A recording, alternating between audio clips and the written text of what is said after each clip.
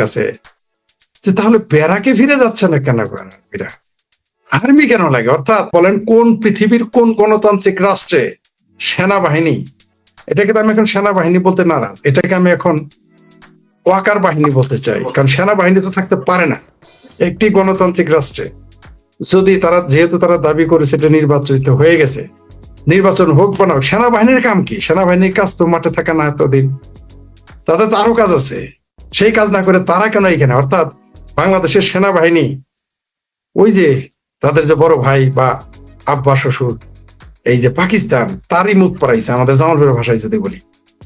মানে তারা সেই ব্যবসা বাণিজ্য রাজনীতি হস্তক্ষেপ করবেই। তো আমরা ইতিহাস দেখলাম যে যেই দেশ মিলিটারি নিয়ন্ত্রিত হয় সেই দেশের হাল কি হয়, সেই দেশটা যে ভিখারিস্তানে পরিণত হয় তার উজ্জ্বল দৃষ্টান্ত, জ্বলন্ত দৃষ্টান্ত পেয়ারা পাকিস্তানিদের পাকিস্তান রাষ্ট্রটি। আজকে পাকিস্তানের নাম বাটখারা পাকিস্তান, কোথাও বলে কটোরা পাকিস্তান, মানে যে ঘুরে ফিরে একই। তো সেই পাকিস্তানের জজবা আমাদের বাংলাদেশের মিলিটারিদের মধ্যে আসছে। তাদের কাজটা কি? তাদের কাজ তো রাজনীতিতে অংশগ্রহণ করা না। তাদের কাজটা কি? পাকিস্তানে যেমন সেনাবাহিনী সরাসরি পর্দার অন্তরালে থাকে না, তারা সরাসরি পর্দার সামনে চলে আসে, আমরা সেটা দেখেছি। তার জন্য পাকিস্তানের এই ৭৫ বছর বয়সে আজ পর্যন্ত কোনোদিন কোন সরকার ৫ বছর টিকতে পারে নাই, আলহামদুলিল্লাহ ভবিষ্যতে টিকতে পারবে না। আর আমরা সবাই জানি, সারা পৃথিবী জানে যে পাকিস্তানে যে ক্ষমতায় আসে, যিনি শাসন ক্ষমতা নেন, তিনি সেনাবাহিনীর যে প্রধান থাকেন তার ড্রাইভার পেয়াদার মতো কাজ করে যান, আমরা সেটা দেখেছি। তো বাংলাদেশেও সেই কাজটা হয়েছে পর্দার পেছনে থেকে। বঙ্গবন্ধু হত্যাকাণ্ডের পর থেকে কোনো না কোনো ভাবে বাংলাদেশের সেনাবাহিনী বাংলাদেশের রাজনীতিকে সরাসরি হস্তক্ষেপ করেছে। বঙ্গবন্ধু হত্যাকাণ্ডের 15 আগস্টের সেই হত্যাকাণ্ড, নৃশংস হত্যাকাণ্ডের মাধ্যমে শুরু এবং আজও চলছে, যার জন্য বাংলাদেশের অর্থনীতি এখন থুবড়ে পড়েছে, যার জন্য বাংলাদেশের রাজনীতি মুখ থুবড়ে পড়েছে, গণতন্ত্র বিতাড়িত হয়েছে। এবং প্রতিবারই এমনকি এই হাত থেকে, এই সেনাবাহিনীর হাত থেকে, এই মিলিটারি, আসলে আমি সেনাবাহিনী বলতে রাজি না, এখন মিলিটারির হাত থেকে, খোদ মিলিটারির ঘরে জন্ম নেওয়া এবং মিলিটারির তাঁবুতে জন্ম নেওয়া রাষ্ট্রটিও, রাজনৈতিক দলটির প্রধানও মারা গেছে মিলিটারি হাতেই। এমনকি মানে জিয়াউর রহমানের কথা বলতেছি, তেমনি তারেক রহমান আজকে যিনি প্রধানমন্ত্রী, তার মাজার হাড্ডি এই সেনাবাহিনী ভেঙেছে, এই মিলিটারি ভেঙেছে। তার সাথে যুক্ত হয়েছে বাংলাদেশে আলহামদুলিল্লাহ, মাশাআল্লাহ, সুবহানাল্লাহ, এই মোল্লাতন্ত্র। তো যেই দেশে শুধুমাত্র মোল্লা অথবা মিলিটারি যে কোনো একটাই যদি সেই দেশের রাজনীতিতে হস্তক্ষেপ করে, সেই দেশের রাজনীতিতে নাক গলায়, সেই দেশের রাজনীতির মানে প্রেসার বাহিনী হিসেবে কাজ করে এবং দখল করে, একটা বাহিনী যথেষ্ট দেশ ধ্বংস করার জন্য। সেই জায়গায় মোল্লার মিলিটারি দুইটাই। অর্থাৎ আপনার যদি ক্যান্সার এবং ক্যান্সার হয় বা যক্ষা হয়, দুইটার মধ্যে একটা হলে যথেষ্ট। সেই জায়গায় একই সাথে যদি ক্যান্সার ও যক্ষা একসাথে ধরে, তাহলে সেই রুগী তো বাঁচবে না। তো আমাদের বাংলাদেশে তাই হয়েছে। এই মোল্লা নামের ক্যান্সার, না মোল্লা নামের যক্ষা আর মিলিটারি নামের ক্যান্সার বাংলাদেশের রাজনীতিতে সরাসরি একটা রোগ হয়ে বসে পড়েছে এদের বুকের ভিতরে। তো এই দেশকে আপনি বাঁচাইতে পারবেন না, না অর্থনৈতিক ভাবে, না রাজনৈতিক ভাবে, না আপনি যে কোনো ভাবে আপনি পারবেন। বিজ্ঞানের দিক থেকে বলেন, শিক্ষার কোথাও ভাবে পারবেন না, পারে নাই কেউ। এবং আপনি খেয়াল করেন, এরাও কিন্তু এই ভাড়াটিয়া বাহিনী হিসেবে এখন কাজ করবে। ঠিক পাকিস্তানের সেনাবাহিনী যেমন ভাড়াটিয়া হিসেবে কাজ করতেছে, সমস্ত সম্পত্তি রাখে আমেরিকা, কানাডা, ইউরোপে, ইউকেতে, সুইজারল্যান্ডে, বাংলাদেশও ঠিক তাই করতেছে। পাকিস্তানের জেনারেলদের যেমন আর্মিদের এখন কাজ যেমন তাদের ওই যে ব্যবসাতে নামা, বাংলাদেশেও দেখবেন সেনাবাহিনী এখন ব্যবসাতে নেমেছে। সেম কেস, একই কেস। পাকের গোষ্ঠের যত কাহিনী বেরোচ্ছে এখন প্রতিদিন, এইটা যে এই যে ডিপ স্টেটের টাকায় একেবারে গণভবনের যারা নিরাপত্তায় ছিল, সেনাবাহিনী যেদিকে ছিল, সবাই যে কি পরিমাণ ক্যাপচার ছিল।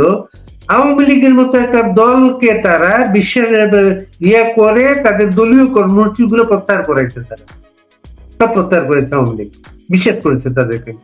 4 আগস্ট রাতে জেনারেল ওয়াকার গণভবনে সবার সাথে বৈঠক করে বলেছেন যে তার সমস্ত দায়িত্ব তাদের এবং আর কাউকে কোনো ভূমিকা পালন করতে হবে না। এবং ওইখান থেকে বেরিয়ে গিয়ে তিনি ক্যান্টনমেন্টের বাসায় গিয়ে খালেদা জিয়ার নিরাপত্তা উপদেষ্টাকে ফোন করেছেন। ফোন করে তিনি সকাল 10টায় তার কাছে আসতে বলেছেন। এবং এই যে ইয়া থেকে 4 আগস্ট বিকালবেলা চট্টগ্রামে ছাত্রলীগের নেতা কর্মীদের উপর সেনাবাহিনী গুলি চালিয়েছে। 5 আগস্ট আমরা দেখলাম, আমাকে একজন বলেছেন পুলিশের একটা কন্ট্রোল রুম থেকে তারা বসে বসে দেখছিলেন যে ঢাকার কোন কোন পয়েন্টে সেনাবাহিনী নিজেকে গুটিয়ে নিচ্ছে এবং সবাইকে ঢুকতে দিচ্ছে, এবং গণভবনে তাদেরকে ঢুকিয়ে দেওয়া হলো এবং সেনাবাহিনী সদস্যদের নেতৃত্বে গণভবনে লুটপাট করা হলো। সেনা সদস্য গণবাহিনীর ল্যাপটপ নিয়ে বেরুচ্ছে এমন ফুটেজ তখন ছিল। সমস্ত ছবিগুলো তারা নামিয়েছে, তারা বঙ্গবন্ধু ভাস্কর্যগুলো ভেঙেছে, এবং আজকে এই যে নর্থ ওয়েস্ট যে অনলাইন কাগজটায় যে কাহিনীগুলো বেরোচ্ছে, আমার তো মনে হয় যে তারা যাচ্ছে না, তাদের পুরো কাজটা এখনো শেষ হয় নাই। তার পুরো কাজটা হচ্ছে আওয়ামী লীগের নেতা কর্মীদের নির্বংশ করা। শুধু আওয়ামী লীগের নেতা কর্মীদের নির্বংশ না, ধ্বংস করা না, সেই সাথে বাংলাদেশের গণতান্ত্রিক পদযাত্রাকে, গণতান্ত্রিক যাত্রাকে, বাংলাদেশের রাজনীতিকে চিরতরে ধ্বংস করে দেওয়া। সেই পরিকল্পনার কারণেই কিন্তু বাংলাদেশ পুলিশ বাহিনীর মেরুদণ্ড ভেঙে দেওয়া হয়েছে পরিকল্পিতভাবে। আপনি মনে করেন না যে বাংলাদেশের যে পুলিশের যে মোরালিটি, পুলিশের যে সাহসিকতা, এগুলো সব ধ্বংস করে দিয়েছে এটা পরিকল্পিতভাবে। এটা কিন্তু মোল্লাতন্ত্রের থেকে আসা বুদ্ধি, এবং মোল্লাতন্ত্রদের দিয়েই কাজ করানো পৃষ্ঠপোষকতাই ছিল সেনাবাহিনী। অপ্রিয় হলেও সত্য কথা, আপনি দেখবেন ভাসুরের নাম কেউ নিতে চায় না। এই দুইটা নাম মানে অনেকে রাগ করে, কেউ কেউ আছে আসতে বলো মিলিটারির নাম নিও না, মিলিটারির নাম নিও না, আবার আর মোল্লার নাম তো নিতেই দিবে না। ঠিক আছে, এই যে মোল্লারা যে এত ছেঁচা দিল আওয়ামী লীগের, এমনকি এখন বিএনপির ছেঁচা দিবে, নিশ্চিত থাকেন। আজকে আমি আপনার চ্যানেলের মাধ্যমে এর আগেও কিছু ভবিষ্যৎবাণী করে রেখেছি, আবার বলি, ঠিক আজকে যেভাবে মানে এই 2024 5 আগস্টের পর থেকে এখন পর্যন্ত এই মৌলবাদী দলগুলো, তথাকথিত ইসলামী মৌলবাদী দলগুলো যেভাবে আওয়ামী লীগের বিরুদ্ধে লেগেছে, এর যাতে ভয়ঙ্কর ক্ষতি করবে বিএনপির। আপনি নিশ্চিত থাকেন আগামীতে কোনোদিন যদি বিএনপিকে তছনছ করে দেওয়া হয়, সেটা কিন্তু আওয়ামী লীগের করতে হবে না, এই মৌলবাদীরাই করবে। শুনেন, আমি একবার বলেছিলাম অনেক আগে যে ঘটনাটা 2008-এ ঘটেছিল, সেনাবাহিনী ঘটিয়েছিল, এইটা আওয়ামী লীগের উপরে একদিন ঘটবে। মানুষ তখন হাসাহাসি করছিল, আমি এটা বলেছিলাম সেম কাহিনী ঘটবে। সেটা কিন্তু তারা বিএনপির চাইতে ভয়ঙ্কর রূপে আওয়ামী লীগের উপরে ঘটাইতেছে এই সেনাবাহিনী। সেনাবাহিনী আসলে বাংলাদেশের রাজনীতিকে ধ্বংস করতে চাচ্ছে, শুধু আওয়ামী লীগ না। বাংলাদেশ সেনাবাহিনী একটা সো-কল্ড মোল্লাতান্ত্রিক রাষ্ট্র কায়েম করার জন্য এগিয়ে যাচ্ছে। তার আফগানিস্তানের মতো বাংলাদেশে একটি জিহাদি রাষ্ট্র বানানোর পরিকল্পনা করা হচ্ছে। সেনাবাহিনীর ভিতরে মৌলবাদী, সরাসরি জামাত না, শুধু হেফাজত না, সরাসরি সালাফি এবং হিজবুত তাহরিরের জঙ্গিবাদীরা ঢুকে গেছে। আমি নিজে সেনাবাহিনীর ক্লাসে দেখেছি, সেনাবাহিনীদের ওইখানে একটি ক্লাস চলতেছিল, সেইখানে আওয়ামী লীগ ক্ষমতায়, এটা আমি লিখেছি, এমন না যে এখন বলতেছি, এটা আমি তখন লিখেছিলাম, কেউ এটা নিয়ে নাক গলায় নেই, কথা বলে নেই। আমি ওই ক্লাসে দেখেছি একজন বলছিল ছাত্রলীগ হলো পৃথিবীর সবচেয়ে খারাপ সংগঠন, বঙ্গবন্ধুর সবচেয়ে খারাপ ব্যক্তি, আওয়ামী লীগ হলো সবচেয়ে বাজে সংগঠন, মানে এরা হচ্ছে ভারতের দালাল। একটা ক্যান্টনমেন্টের ভিতরে বলতেছিল, ক্লাসের ভিতরে, কেউ প্রতিবাদ করে নাই।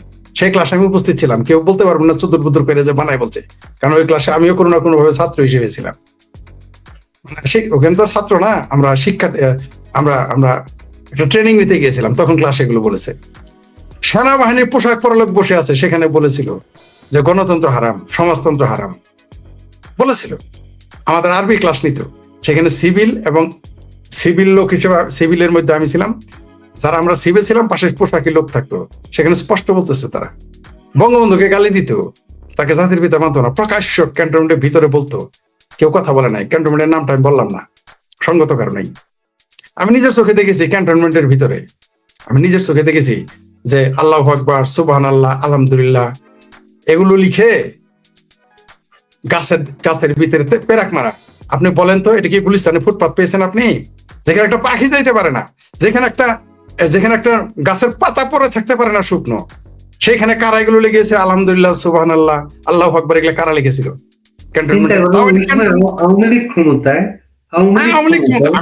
আমি যেগুলো বলতেছি তখন আওয়ামী লীগ ক্ষমতা, এই সরকারের সময় তো লাভই নাই। এটা আওয়ামী লীগ ক্ষমতা, যখন শেখ হাসিনা প্রধানমন্ত্রী এবং প্রতিরক্ষা মন্ত্রী, আমি নিজের চোখে দেখে আসছি এগুলা। নিজের চোখে দেখছি, 2 ক্যান্টনমেন্টে এগুলো দেখেছি। এটা নিয়ে তো কথা এত দাপটের ক্ষমতা, কিন্তু তারা কোনোদিন এগুলাকে হিসাবে নেন নাই বা করেন নাই। আমাকে একজন বলেছিল যে আল জাজিরা যখন ওই রিপোর্টটা হয়, প্রাইম মিনিস্টার মেন যখন ওই রিপোর্টটা হয়, তখন ওই রিপোর্টারকে ক্যান্টনমেন্টে সেনাবাহিনীর পোশাক পরে সেনাবাহিনীর গাড়িতে করে নিয়ে যাওয়া হয়েছিল আওয়ামী লীগ ক্ষমতায়। তাহলে বুঝেন কি ভয়ঙ্কর ব্যাপার, কি ভয়ঙ্কর ব্যাপার। তাহলে এখন বুঝেন, শুধু তা না, এই বাংলাদেশে আমি বারবার বলি, বাংলাদেশের যত রাজনৈতিক কোন্দল, যত সহিংসতা, এই বিডিআর হত্যাকাণ্ড, আপনি নিশ্চিত থাকেন সেনাবাহিনী জড়িত আছে। অবশ্যই বিডিআর হত্যাকাণ্ড সেখানে সেনাবাহিনীর লোক জড়িত ছিল, তারা জড়িত। এবং আজকের বিএনপি, যেমন আমরা যে আলাপ করতেছিলাম, তখন আওয়ামী লীগ এগুলা মানে স্বীকার করতে চাইতো না আওয়ামী লীগের নেতারা। 5 আগস্টের পরে আমার অনুষ্ঠানে যত আওয়ামী লীগ নেতাদের এনেছি, তাদের মুখ দিয়ে এগুলা কখনোই আমরা বলাতে পারিনি। এখনো বলতে চাই না, আমি বলতাম, বললে আমাকে আমি আর আপনাকে একটু সংযোজন করি। এই যে খালেদা জিয়া যে জেল কেটেছেন, এইটার জন্য তো বিএনপি আওয়ামী লীগকে সবসময় দোষারোপ করে যাচ্ছে। প্র্যাকটিক্যাল অবস্থা হচ্ছে এইটাও হচ্ছে সেনাবাহিনীর মামলা। এই টাকাটা এসেছিল খালেদা জিয়া যখন 1991-96 যখন ক্ষমতায়, এই টাকাটা ওই সময় এসছে, এবং আর্মি ইন্টেলিজেন্স যারা আজকে তারেক রহমানের সাথে ওসমানী উদ্যান মিলনে আপনাকে হেঁটে হেঁটে ইয়াতে সচিবালয়ে আসে, ছবি যাচ্ছে, আর্মি আছে না সাথে, ওই যে টাকা এসেছে এক অ্যাকাউন্ট থেকে আরেক অ্যাকাউন্টে টাকাটা ট্রান্সফার হয়েছে, এই সমস্ত কিছু ফাইল ডকুমেন্ট তৈরি করে রাখছে আর্মি ইন্টেলিজেন্স। আওয়ামী লীগ পরে এই যে 96 যে ক্ষমতায় আসছিল আওয়ামী লীগ, 96 থেকে 2000 পর্যন্ত ক্ষমতায় ছিল, আওয়ামী লীগ এই কেসটার খবরই পায় নাই, তারা জানতোই না এটা। 111 সময় তারা ওই ফাইলটা বের করে তারা এই মামলাটা করেছে, এবং এই মামলাটা বিএনপি এত ভয় পেত, যেহেতু একটা ডকুমেন্টে সব আছে, এর জন্য মামলার দিন তারা হরতাল দিত, নানাভাবে হাইকোর্টে যেত, সুপ্রিম কোর্টে মামলাটা বিলম্বিত করার জন্য। এতদিন যে আওয়ামী লীগ ক্ষমতায় থাকবে তারা ভাবে নাই, সেটা বিলম্বিত করে এইভাবে বিয়েটা করছে। তার মানে মেরুদণ্ড ভেঙেছে, তাকে মুসলেকা মজা পাবে না, মুসলেকা 3 বার নেওয়া হয়েছে তাকে, সেইবার মুসলেকা 3 বার নেওয়া হয়েছে। যখন তারেক রহমান যাবে তখন মুসলেকা 5 বছর উল্লেখ করা ছিল, 5 বছর, উনি 5 বছর দেশে আসবেন না, রাজনীতি করবেন না। তো মুসলেকা নেওয়ার পরে আর্মির যে গ্রুপটা, তারা উনি বাবা 5 বছর আমার হবে না, তারা এয়ারপোর্টে গিয়ে এটার তো 10 বছর করলো, 10 বছর আসবেন না। আরেকটা গ্রুপ করলো কি জানেন, আরেকটা গ্রুপ করলো হচ্ছে আমার তো 10 বছর হবে না, তারা বিমানে বসা অবস্থায় ওইটা 15 বছর করলো। তারা আর্মি চিন্তা করে দেখেন, কারণ তারা জানতো যারা কাজ করেছে। শুধু তাই না, আমি বারবারই তারা চেষ্টা করতো না, এটা ওই 15 বছর কিন্তু এইভাবে ছিল। কিন্তু জি আরো পরিকল্পিত ভাবে এটা করেছে। 2টি বৃহৎ দলের ভিতরে সংঘর্ষ বাদিয়ে জামাত আজকে বিরোধী দল কি হতে পারতো? এরপরে দেখবেন জামাতকে সরাসরি এদের ক্ষমতায় নিয়ে আসবে এই মিলিটারিরা। বাংলাদেশে এখন পুরোটাই মিলিটারি। এটা জামাতের এই সমস্ত কিছু মূল কারণটা হচ্ছে বাচ্চা, ওই যে আপনার এই যে খলিলুর রহমান ভারত থেকে ঘুরে আসার পরে ওই যে আমেরিকান এম্বাসিডারের সাথে 2.5 ঘন্টা মিটিং করেছেন, যেটা হ্যাঁ, ওই মিটিং নিয়ে অনেকে বলেছেন যে ইন্ডিয়ান সফর নিয়ে ব্রিফ করছে তাকে। আসলে ওই মিটিং যেটা হয়েছে, ইউনুসকে রাষ্ট্রপতি করা, জামাতের আমিরকে উপপ্রধানমন্ত্রী করা, জাতীয় সরকার এখনই এটা তারা 18 মাস ডক্টর ইউনুসকে ক্ষমতায় বসিয়ে প্রথমে তারা চেষ্টা করেছিল ইউনুসকে রেখে পরে জামাতকে ক্ষমতা দিয়ে চলে যাবে, এটা হয়তো তাদের প্ল্যান ছিল। কিন্তু এই সাহস তারা পায় নাই যে না,